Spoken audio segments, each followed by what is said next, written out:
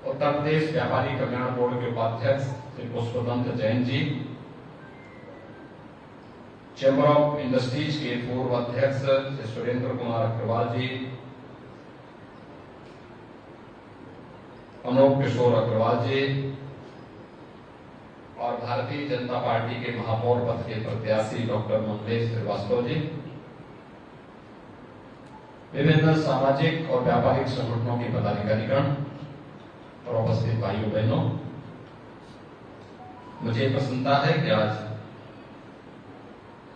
संयुक्त व्यापार मंडल के संयोजकत्व में विभिन्न व्यापारिक संगठनों के पदाधिकारी एकजुट होकर के भारतीय जनता पार्टी के प्रत्याशियों के समर्थन में आज यहां पर एकत्र होकर के अपना आशीर्वाद प्रदान कर रहे हैं। मैं इस अवसर पर आप सभी का हृदय से अभिनंदन करता हूं।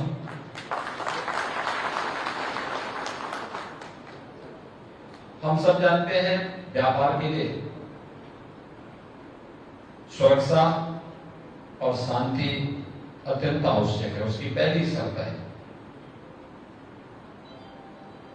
आज देश के अंदर एक विश्वास बढ़ा है। व्यापार और उद्योग के क्षेत्र में प्रधानमंत्री मोदी जी के नेतृत्व में अनेक रिफॉर्म हुए हैं। दुनिया के अंदर भारत की साख बढ़ने से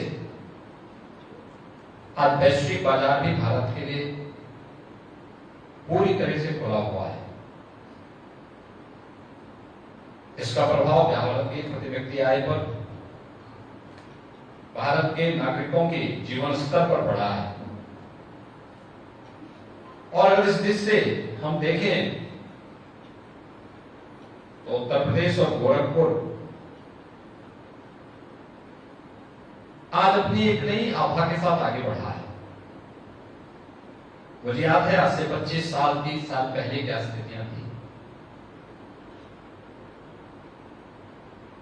गुंडा टैक्स वसूली होता था, रंगदारी वसूली होती थी,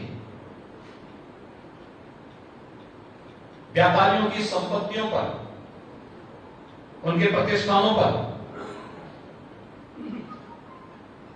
गरीबों की संपत्ति और उनकी जमीनों पर कोई भी गुंडा, कोई भी माफिया और कोई भी सत्ताधारी दल का व्यक्ति जबरन कब्जा कर लेता था। लेकिन आज उत्तर प्रदेश इस अराजकता से मुक्त हुआ है।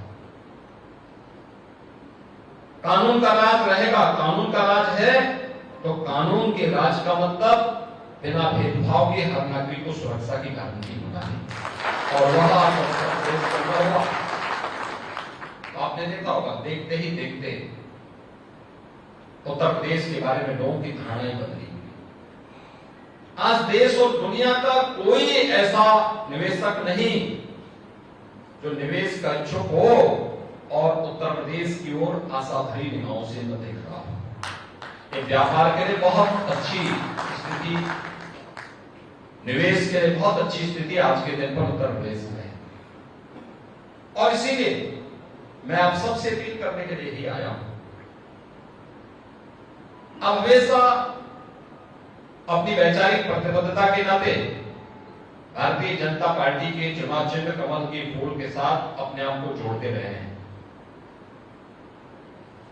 हमेशा आप लोगों ने इसको सकारात्मक भाव के साथ लिया है और अक्सर लोकसभा और विधानसभा के चुनाव के दौरान स्वतःस्फूर्त भाव के साथ हमारे व्यापारिक संगठन, औद्योगिक संगठन भारतीय जनता पार्टी के समर्थन में सहयोग करने के लिए उतावले दिखाई देते हैं। लेकिन ये जो तीसरा जो सदन होता है, ये तीसरी सरकार होती है, जिसको हम उपेक्षा के भाव से देख लेते हैं, जबकि उतनी ही गंभीरता इसमें भी दिखनी चाहिए। ये गंभीरता इसलिए क्योंकि केंद्र और राज्य शासन के स्तर पर जो पैसा आएगा उसको जमीनी धरातल तक पहुंचाने और प्रत्येक नागरिक के जीवन में परिवर्तन लाने का जमीनी धरातल का कार्य अगर किसी को करना है तो हमारे स्थानीय निकाय की संस्थाओं को, नगर निकाय की संस्थाओं को करना होता है। नगर निकाय में अच्छे लोग रहेंगे, अच्छा बोर्ड रहेगा तो तेजी के साथ बुनियादी सुविधाएं मिलेंगी, सुरक्षा का बेहतर वातावरण बनाने में लोग योगदान देंगे, स्वच्छ और सुंदर वातावरण बनाने में लोग अपना योगदान दे पाएंगे। और अगर गलत लोग रहेंगे तो फिर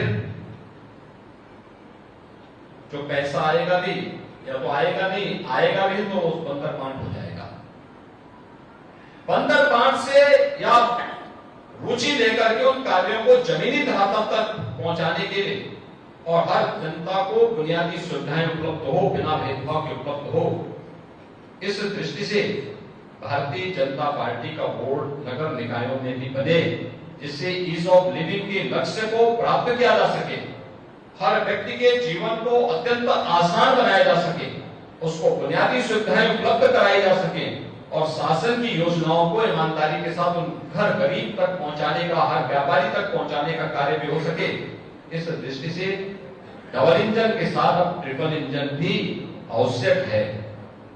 और ये तो एक समय था जब शहरी क्षेत्र में बहुत योजनाएं नहीं थी, न स्मार्ट सिटी की थी, न अमृत की थी, न आवास योजना की थी, न स्वच्छ भारत मिशन में शौचालय की योजना थी, न स्ट्रीट वेंडर की कोई योजना थी, सिटी सर्विलांस की भी कोई योजना नहीं थी।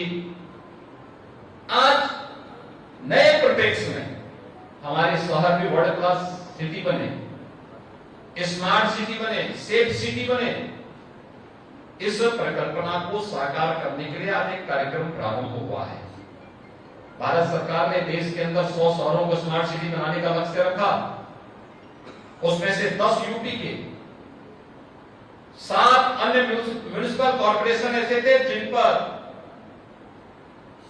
किसी भी व्यवस्था में चेंज नहीं हुआ था। हमने स्टेट स्मार्ट सिटी मिशन का गठन किया और बाकी 7 को हम लोगों ने अपने साथ लेकर के सभी 17 नगर निगमों को हम स्मार्ट सिटी मिशन के अंतर्गत वर्तमान में डेवलप कर रहे हैं, उन पर कार्य हो रहा है। वहां पर ICCC integrated command and control centre की स्थापना के साथ ही सिटी सर्विलांस सिस्टम को उसके साथ जोड़ने की कार्रवाई, ट्रैफिक मैनेजमेंट को उसके साथ जोड़ने की कार्रवाई, स्वास्थ्य की सुविधा और स्वच्छता के कार्यक्रम को उसके साथ वहां से मॉनिटरिंग करने की व्यवस्था। यानी एक सिस्टम से हम शहर को स्वच्छ भी बना दे रहे हैं, सिटी की सर्विलांस सिस्टम को भी अच्छा कर दे रहे हैं, स्वास्थ्य की व्यवस्था को भी मॉनिटर कर रहे हैं और स्वच्छता की व्यवस्था को भी वहां से मॉनिटर करने का कार्य किया जा रहा है। ये अनेक कार्यक्रम हुए हैं। अच्छे बोर्ड गठित होने का परिणाम क्या होता है? पब्लिक ट्रांसपोर्ट को भी बेहतर किया जा सकता है। आज गोरखपुर में लगभग 40 इलेक्ट्रिक बसें चल रही हैं। आने वाले समय में मेट्रो की ओर भी हम बढ़ेंगे। जहां आवश्यकता पड़ेगी वहां रोपवे की भी व्यवस्था देंगे। जहां पर जिस प्रकार की आवश्यकता होगी हमें समय के अनुरूप चलना पड़ेगा। पहले गोरखपुर की सड़कें सिंगल लेन की हुआ करती थी, आबादी कम थी, आबादी बढ़ी, डबल लेन करने का बड़ा प्रयास किया गया। आज 4 लेन की सड़कें, महत्वपूर्ण मार्ग 4 लेन के बने। व्यवसाय बढ़ रहा है, उसके अनुरूप हमें भीड़ को देखते हुए, पब्लिक की डिमांड को देखते हुए उस प्रकार की सुविधाएं तो देनी पड़ेगी। ट्रैफिक की व्यवस्था को बेहतर करना पड़ेगा। मल्टी लेवल पार्किंग बन रहे हैं, बुनियादी सुविधाओं में बढ़ोतरी हो रही है और इन सभी के लिए आवश्यक है अच्छा बोर्ड गठित हो। गोरखपुर नगर निगम हो या अगल बगल के जितने भी नगर निकाय हैं, इन सब में। और इसीलिए आज मैं आप सबसे अपील करने के लिए आया हूं कि डॉक्टर मंगलेश श्रीवास्तव जी को भारतीय जनता पार्टी ने अपना प्रत्याशी बनाया है। वैसे भी आप स्वतःस्फूर्त भाव के साथ इसके साथ लगे हैं, लेकिन ये कठिन होता है। हर व्यक्ति अपेक्षा करता है कि मुझे व्यक्तिगत रूप से प्रत्याशी बोले तब मैं चुनाव प्रचार में कठिन होता है। एक व्यक्ति को तत्काल बोला गया कि भाई आपको चुनाव लड़ना है, तो चुनाव के नामांकन की तैयारी, फिर नामांकन की अन्य प्रक्रियाओं को पूरा करने और जब संपर्क की बात आई तो ये कठिन होता है कि 10 से 12 लाख की आबादी के बीच में कोई व्यक्ति जाकर के एक घर से एक व्यक्ति से बातचीत करके उसे अपील कर सके, बहुत कठिन है। इसके लिए सबसे बेहतरीन माध्यम इस सम्मेलन, और इसीलिए मैं स्वयं भी आपसे अपील करने के लिए आया हूं। आप सभी डॉक्टर मंगलेश श्रीवास्तव का प्रतिनिधि बनकर के अपने मोहल्ले में, अपने संगठन की बैठक स्वयं करके, अब ये भी समय भी बहुत कम है, 4 मई को पोलिंग होना है, आज 29 हो गई है, अब कितना दिन रह गया, 2-3 दिन, यानी 4-5 दिन का इस समय बचा है। 4-5 दिन के अंदर अपने अपने संगठन की, दवा विक्रेता संघ अलग से अपना बैठक करे, चैम्बर और ट्रेडर्स अपनी बैठक अलग से कर ले, कपड़ा व्यवसायी संघ अलग से अपनी बैठक कर ले, अलग अलग संगठन, अलग अलग किराना कमेटी अपनी बैठक अलग से कर ले, और अलग अलग बैठक करके सब जगह से प्रस्ताव पारित करके अपने मोहल्ले में अपने संगठन की तरफ से एक एक होर्डिंग प्रत्याशी के पक्ष में, भाजपा के पक्ष में अगर आपकी तरफ से लग जाता है और चुनाव के दिन मतदान करने के लिए लोगों को तैयार कर दिया जाता है, तो भाइयों बहनों, अपने आप में माहौल स्थिति के अंदर बने का भी अधिक से अधिक मतदान भी करते हुए अति आत्मविश्वास में कतई मत रहना। अति आत्मविश्वास हमेशा घातक होता है। और दूसरा, 4 मई को नेपाल जाने की भूल न करना।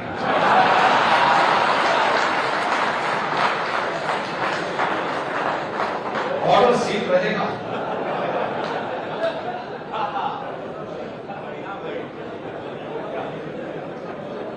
उस दिन प्रातः 6 बजे से लेकर के शाम 6 बजे तक केवल आपका फोन, पहले स्वयं मतदान करना और फिर फोन का उपयोग करके एक एक मतदाता को मतदान करने के लिए तैयार करने के लिए यह जिम्मेदारी आपको मैं सौंप रहा हूं, संयुक्त व्यापार मंडल और विभिन्न व्यापारिक संगठनों को।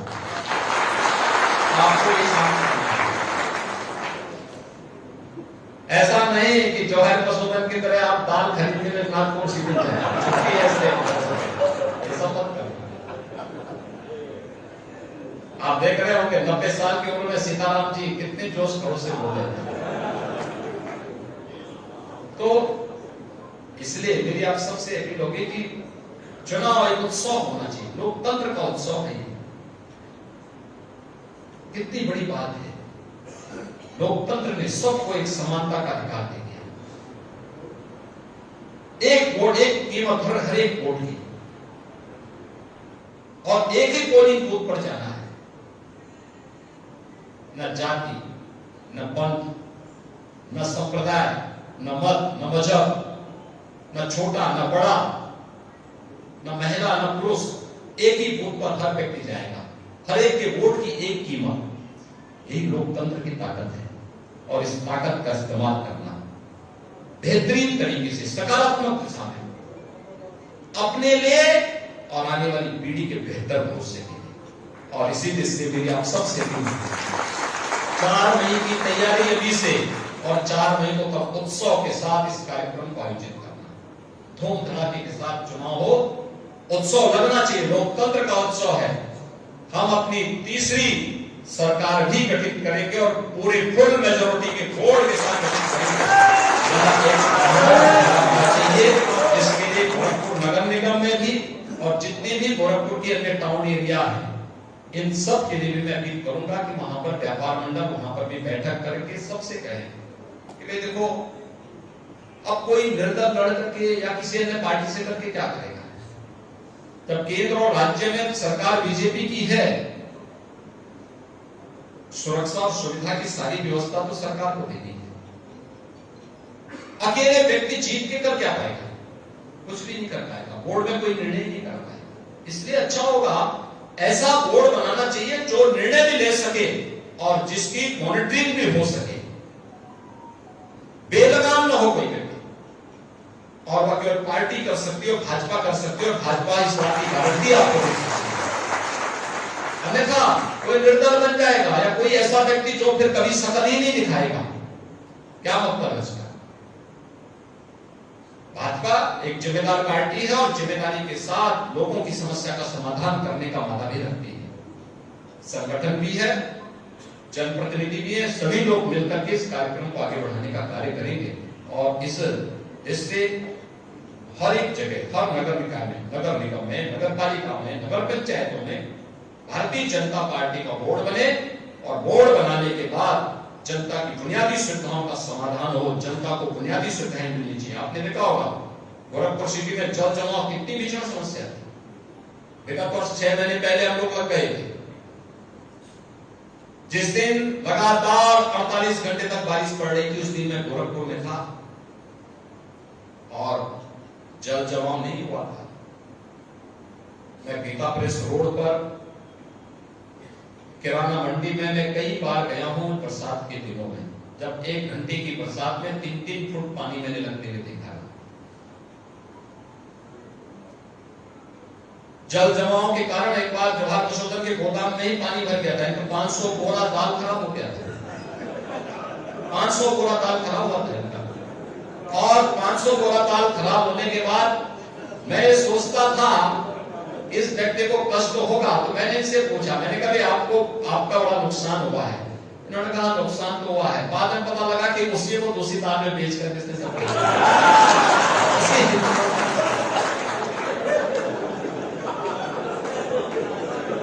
ये भी एक कला है। लेकिन 3-3 फुट पानी मैंने देखा था।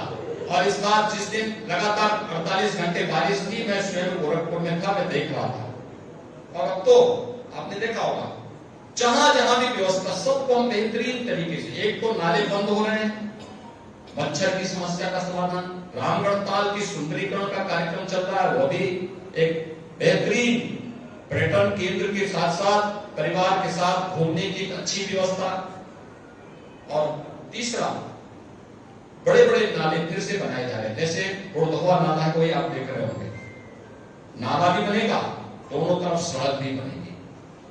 एक भी व्यक्ति को उजाड़ेंगे नहीं, अगर किसी को उजाड़ेंगे थोड़ा कंपनसेशन देंगे उसे, जिससे उसका पुनर्वास हो सके।